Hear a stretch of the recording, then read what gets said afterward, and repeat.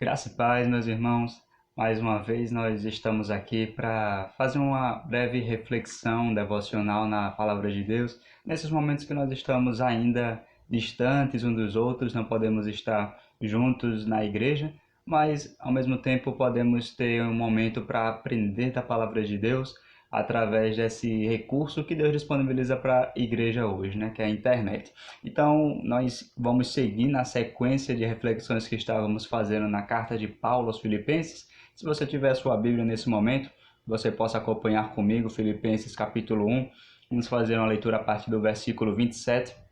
São apenas 4 versículos, mas que podem nos trazer uma riqueza de conhecimento na palavra de Deus. Diz assim: Não importa o que aconteça, exerçam a sua cidadania de maneira digna do Evangelho de Cristo, para que assim, quer eu vá e os veja, quer apenas ouça a seu respeito em minha ausência, fique eu sabendo que vocês permanecem firmes num só espírito, lutando unânimes pela fé evangélica, sem de forma alguma deixar-se intimidar por aqueles que se opõem a vocês. Para eles, isso é sinal de destruição, mas para vocês, de salvação, e isso da parte de Deus. Pois a vocês foi dado o privilégio de não apenas crer em Cristo, mas também de sofrer por ele, já que estão passando pelo mesmo combate que me viram enfrentar e agora ouvem que ainda enfrento. Então, são apenas 4 versículos que nós iremos fazer uma pequena reflexão hoje, mas o foco é o versículo 27, esse primeiro versículo que nós lemos, que Paulo diz: Olhe, não importa o que venha acontecer com vocês, exerçam a sua cidadania de maneira digna do Evangelho de Cristo. Isso aqui é uma questão bem interessante que Paulo começa a introduzir para a igreja. Ele afirma para aqueles crentes, para o pessoal que faz parte daquela igreja, dizendo: olha, exerçam a sua cidadania de maneira digna do Evangelho. Mas que cidadania é essa que Paulo está falando aqui nesta carta? Essa cidadania não era simplesmente a cidadania romana ou das cidades para as quais ele estava escrevendo, mas sim a cidade celestial a qual nós pertencemos. Mesmo nós ainda estando aqui neste mundo, aqui nesta terra, nós já pertencemos a um reino espiritual que é o reino de Deus. E quando isso aconteceu? Quando foi que nós passamos a fazer parte dessa cidade? A partir do momento que nós cremos em Cristo, quando nós colocamos a nossa fé em Cristo Jesus, nós agora fazemos parte do seu povo, do seu reino. Nossa pátria já não é mais aqui neste local. A nossa pátria agora é celestial. Nosso reino é o reino de Deus, o reino dos céus. Nossa pátria agora fica junto de Cristo, certo? Então, o que Paulo está falando é: exerçam a sua cidadania de maneira digna do Evangelho de Cristo. Ou seja, qual é a forma que nós devemos viver aqui neste mundo? Como nós devemos nos comportar enquanto nós estamos de passagem aqui neste mundo? Porque vale lembrar, nós estamos aqui nesta terra, mas é apenas passageiro. E ter isso em mente também nos ajuda a enfrentar as tribulações, como esse momento que nós estamos vivendo agora de pandemia, todos isolados em suas casas, mas ter isso em mente faz nos lembrar: a nossa cidade, o nosso reino, a nossa pátria não é aqui. Mas enquanto nós estivermos aqui, como nós devemos viver, de que forma nós devemos andar por este mundo? Paulo diz: exerçam a sua cidadania de maneira digna do Evangelho de Cristo. Eu me lembro de uma vez que, assim que eu me converti, uma pessoa chegou para mim e disse: você me chama para ir para a sua igreja, mas olha a forma como você vive, você nem parece que é crente, né? Ela falou assim para mim. Eu digo: rapaz, eu estou vivendo de uma maneira que não é uma maneira digna do Evangelho de Cristo, como Paulo fala aqui. Eu tinha acabado de me converter, ainda não conhecia muito a respeito de quem era Cristo, não conhecia muito a respeito da Bíblia, e aí aquilo, né, me incomodou bastante. E aí eu pensei: rapaz, eu tenho que mudar. Eu tenho que viver realmente de uma maneira conforme a Bíblia me apresenta. Então, ser cristão não é somente fazer parte de uma igreja, não é somente se denominar cristão, mas é viver de acordo com a palavra que Deus nos revelou, que é a Bíblia. Nós devemos andar de acordo com o que está revelado nas Escrituras Sagradas, porque elas são a palavra de Deus, certo? Então nós temos que andar de acordo com essa palavra. É isso que Paulo está dizendo. Exerça a sua cidadania de maneira digna do Evangelho de Cristo. Não importa o que aconteça, mesmo nesses momentos que nós estamos passando de dificuldades, tribulações, nós devemos pensar em Cristo e andar conforme Ele nos orienta em sua palavra. E ele continua dizendo: para que assim quer eu vá e os veja, quer apenas ouça a seu respeito em minha ausência, fique eu sabendo que vocês permanecem firmes num só espírito, lutando unânimes pela fé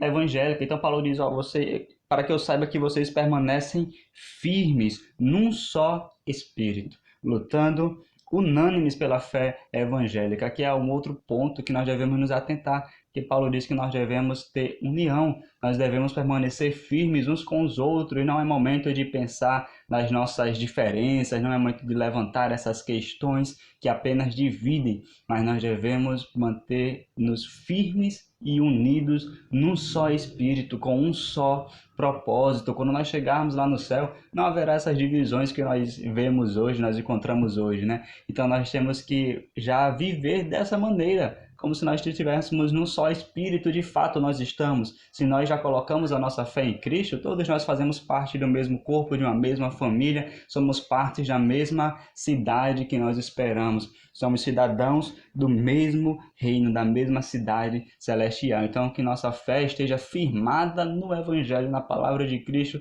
e possamos compartilhar uns com os outros dessa união, dessa unidade por meio de Cristo, lutando pela fé evangélica, pela fé do Evangelho.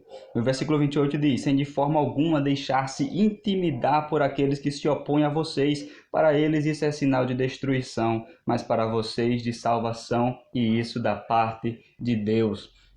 Então, por mais que as dificuldades se levantem, por mais que as perseguições possam acontecer, o contexto aqui era de perseguição, Paulo estava preso por causa do Evangelho, mas Paulo diz, sem de forma alguma deixar-se intimidar por aqueles que se opõem a vocês. Na verdade, esses que estão se levantando contra nós, não estão se levantando contra mim, contra você, mas contra o Evangelho de Cristo, contra o próprio Cristo. Então ele diz, não deixem se intimidar, não fiquem apavorados, não tenham medo disso.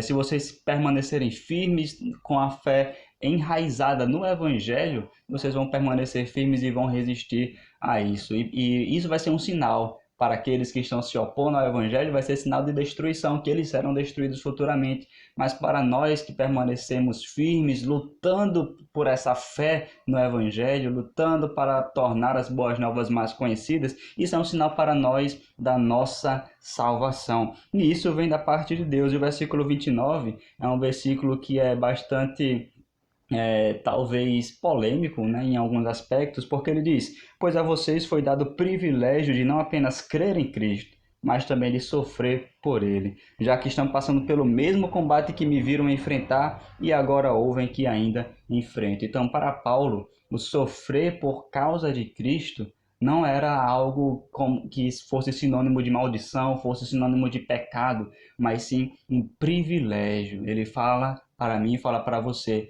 que sofrer por causa de Cristo, não por ter feito alguma coisa errada, mas sofrer por causa de Cristo é um privilégio. E a nós que somos cristãos foi-nos dado esse privilégio. É isso que ele fala.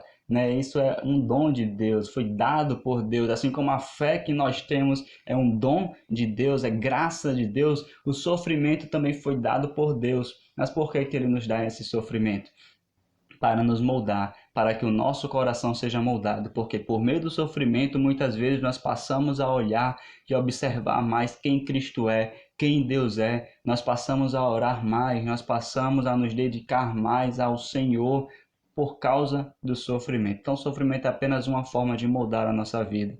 O sofrimento é apenas uma forma de nos aproximar mais de Deus e de nos preparar para o reino futuro que Deus está preparando para cada um de nós. Então, meus irmãos, que com essa palavra nós possamos entender que nós estamos aqui neste mundo de passagem. O nosso reino, a nossa pátria não é aqui. Nós temos um reino celestial, nós temos uma pátria celestial. Mas enquanto nós estivermos aqui, que nós possamos estar unidos uns com os outros, sem olhar para essas questões de diferenças que nos separam, mas para aquelas questões que nos unem, que é Cristo Jesus, mantendo sempre firmes no Evangelho e vivendo da maneira que agrada ao Senhor. Que você possa ser fortalecido em sua fé nesse momento. Que você fique com Deus.